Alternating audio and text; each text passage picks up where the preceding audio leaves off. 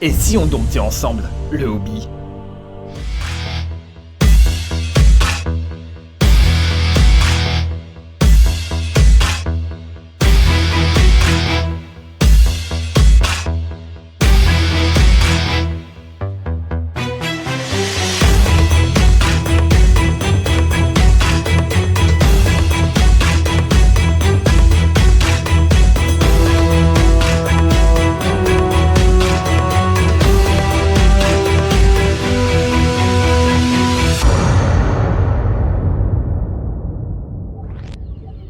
Salut à tous et bienvenue, je suis Outcast et on est parti pour la deuxième vidéo sur le montage, la préparation et le jeu pour Warhammer 40 000. Cette vidéo fait suite à la première qui vous expliquait un petit peu comment acheter intelligemment ces figurines pour profiter au maximum de son hobby. Aujourd'hui on va regarder, une fois que vous avez récupéré vos figurines, quoi en faire de concret. Premièrement, et la chose la plus importante, sortez-les des boîtes et montez-les.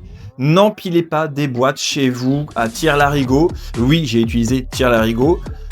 Les figurines sont faites pour être montées. Donc sortez vos grappes, montez vos figurines, mettez-les sur les étagères et mettez-les en vue. Comme ça, au moins, vous allez les voir tous les jours. Vous allez pouvoir les utiliser directement si vous faites des parties, même si c'est pas peint.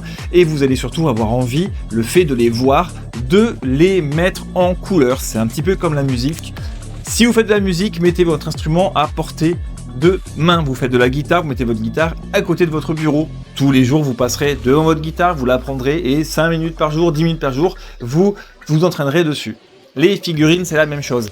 Virez-moi ces piles de la honte, montez vos putains de figurines et mettez-les en vue sur vos bureaux.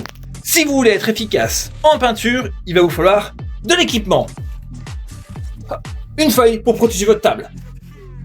Du sopalin pour la peinture. Des pots de peinture, bien évidemment.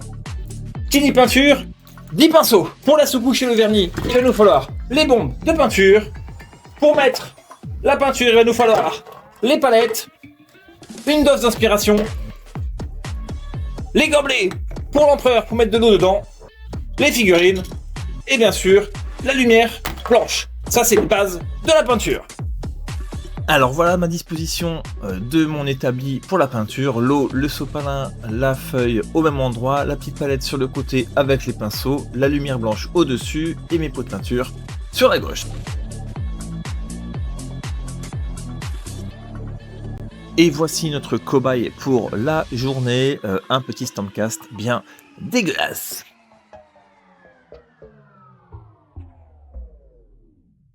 Alors on est parti pour une sous-couche noire à l'aérographe.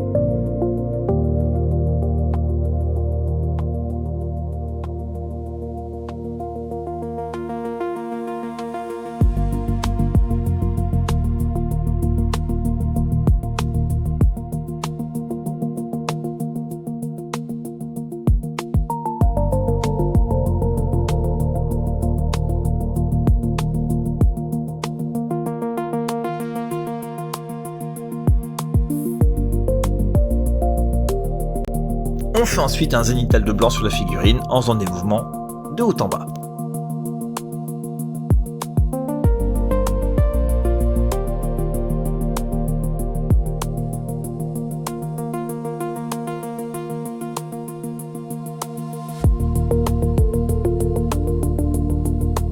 J'insiste un peu sur les parties les plus exposées à la lumière, les mains, la tête, la genouillère et un petit peu la cape.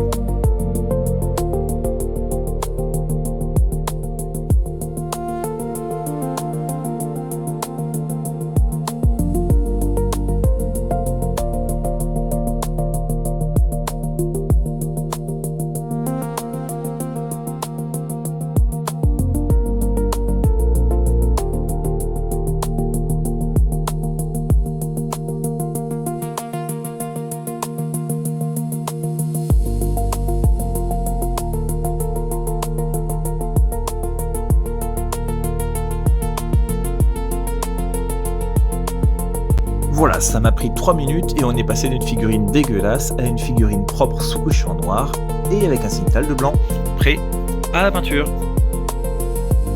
Je vais commencer par peindre l'armure, donc bien sûr une peinture gris médium et surtout toute la vidéo, il ne faut pas dépasser et être précis. Donc on prend son temps.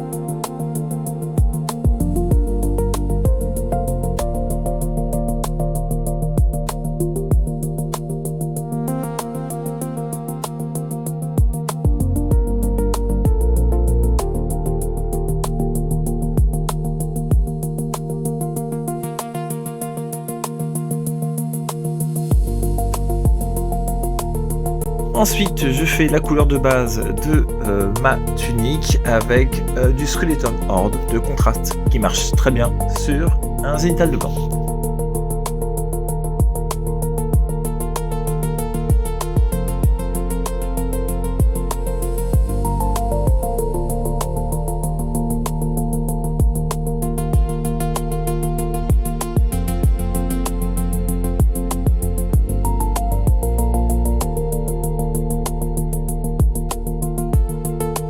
On laisse bien agir la peinture, on laisse la figurine bien verticale pour que la peinture, encore une fois, aille du haut vers le bas et que la peinture aille dans les creux, et on tire le surplus de peinture.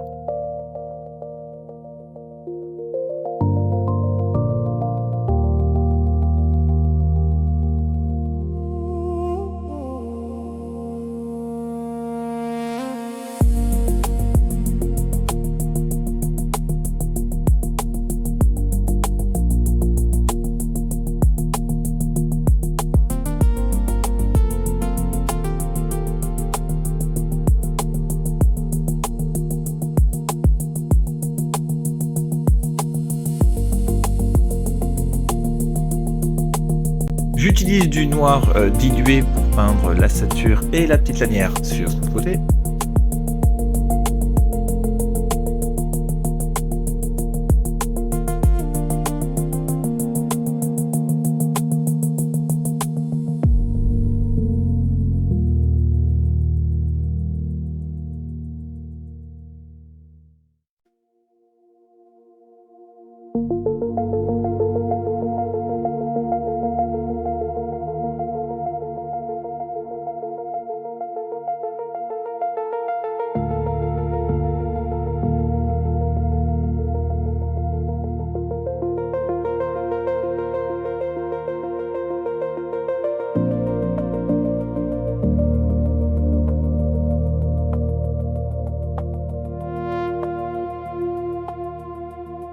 Et j'en profite pour faire un petit peu de contraste sur l'armure avec le noir déjà dilué.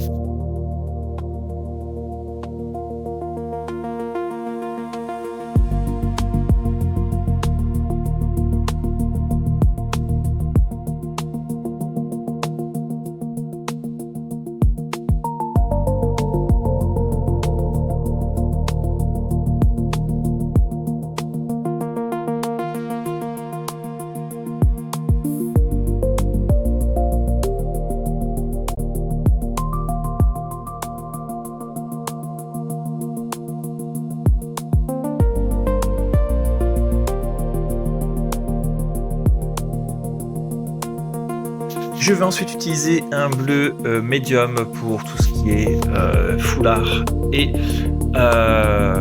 tunique.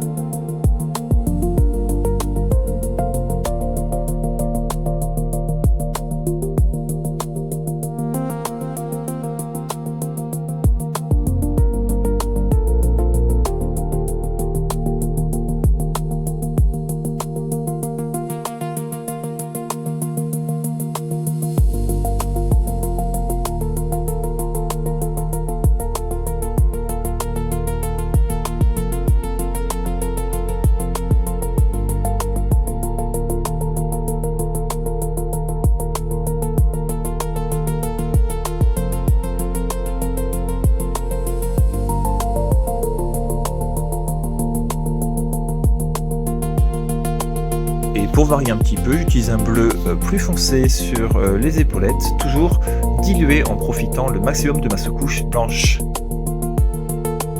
Et j'ai commencé à mettre une couche de base sur la tête.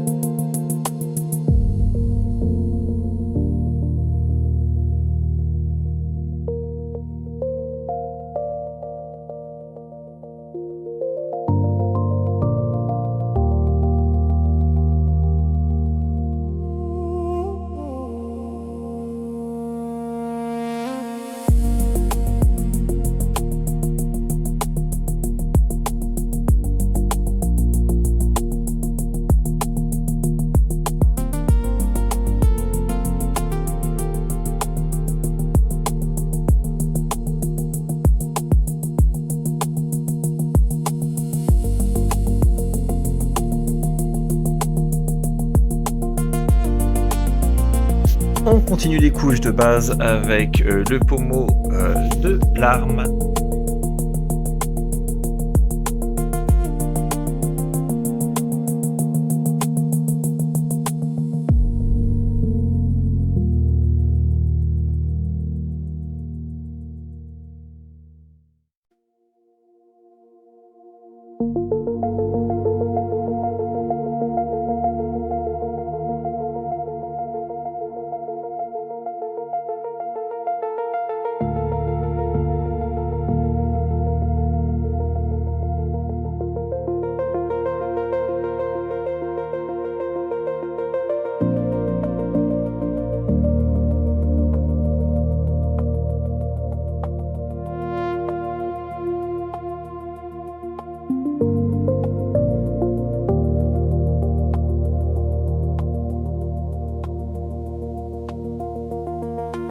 Une fois les couches de base terminées, je vais commencer à travailler un petit peu ma peinture.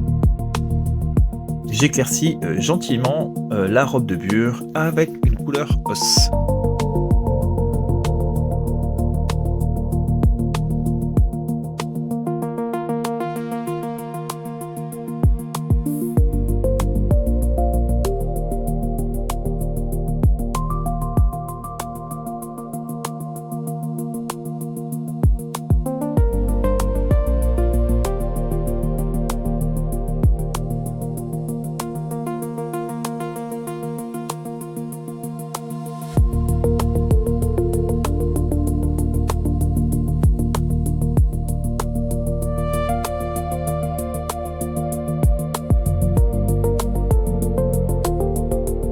Et les parties bleues avec une partie bleu clair.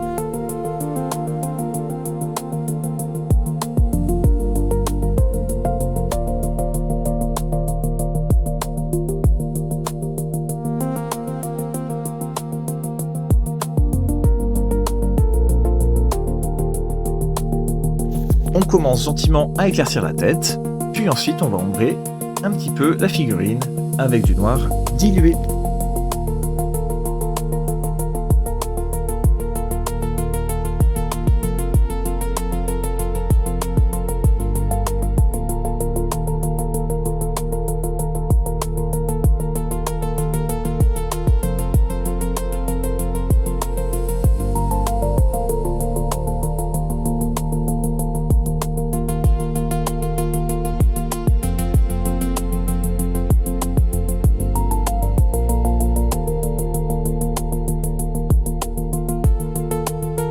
L'idée n'est pas de mettre du noir partout, mais de vraiment cibler les zones définies pour garder en fait le travail de la sous-couche et les parties exposées à la lumière bien éclatantes.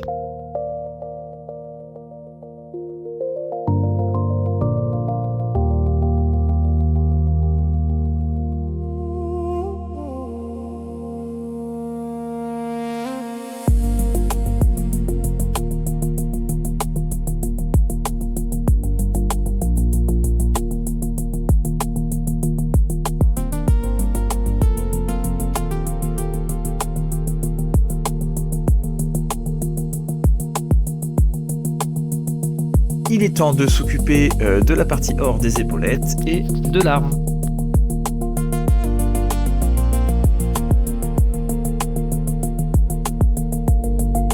Une fois ceci fait, je vais assombrir un petit peu les parties avec du marron dilué, notamment sur le métal pour faire un deuxième effet d'assombrissement sur les tuniques et sur la robe du bure, ce qui fait qu'elles auront plusieurs en fait ombrages.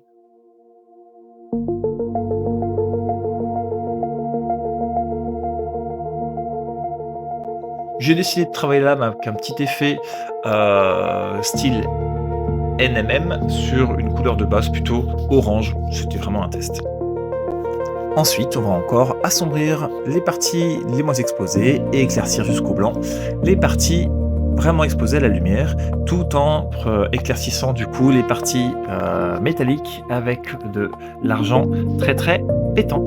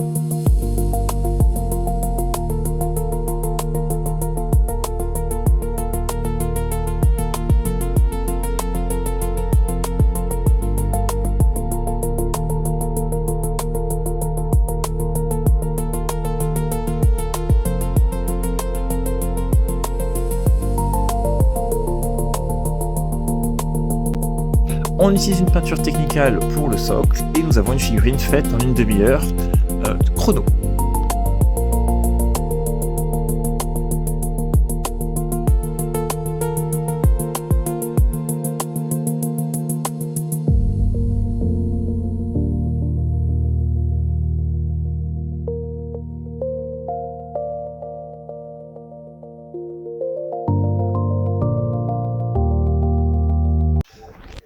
On arrive à la fin de cette deuxième vidéo, merci à tous de m'avoir suivi, comme d'habitude n'hésitez pas à liker et à vous abonner ainsi qu'à partager mon contenu pour développer la chaîne. J'espère que ces petits conseils basiques vont vous motiver à sortir les figurines de vos boîtes et à les mettre un petit peu en couleur. Et dans une troisième vidéo, on essaiera de voir, après tous les efforts que vous avez fait, comment mettre vos figurines en jeu.